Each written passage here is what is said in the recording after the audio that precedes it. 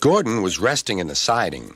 Sometimes he thought, it's really tiring to be such a large and splendid engine. One does have to keep up appearances so.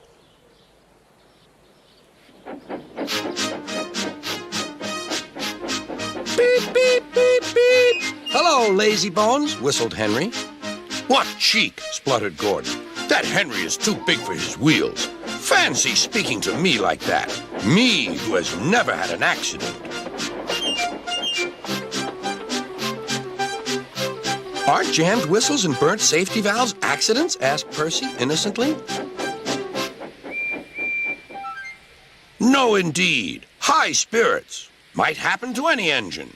But to come off the rails like Henry did, well, I ask you, is that right? Is it decent? Then it was Henry's turn to take the express. Gordon watched him getting ready. Be careful, Henry. You're not pulling the flying kipper now. Mind you keep on the rails today.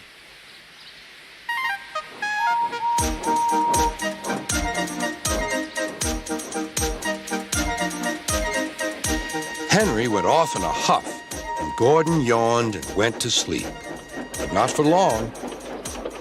Wake up, Gordon, said his driver. A special train's coming, and we're to pull it.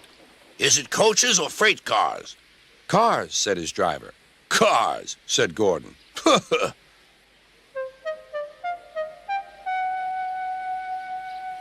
Gordon's fire was slow to start, so Edward had to push Gordon to the turntable to get him facing the right way. I won't go! I won't go! Grumbled Gordon. Don't be silly! Don't be silly! Puffed Edward. At last, Gordon was on the turntable. The movement had shaken his fire. It was now burning nicely and making steam. Gordon was cross and didn't care what he did. He waited till the table was halfway round. I'll show them, he hissed. He moved slowly forward to jam the table, but he couldn't stop himself and slithered into a ditch. Whoosh! He hissed. Get me out! Get me out! Not a hope, said his driver and fireman. You're stuck, you silly great engine. Don't you understand that? They telephoned Sir Topham Hatt. So Gordon didn't want to take the special train and ran into a ditch? What's that you say? The special's waiting? Tell Edward to take it, please, and Gordon, leave him where he is. We'll get him out later.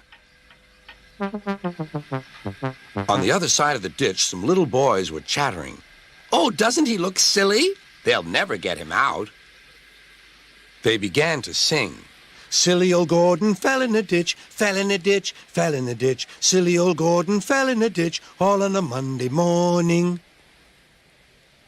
Gordon lay in the ditch all day. Oh dear, he thought, I shall never get out. But that evening they lifted Gordon and made a road of sleepers under his wheels to keep him from the mud. Strong ropes were fastened to his back end, and James and Henry, pulling hard, managed to bring him to safety.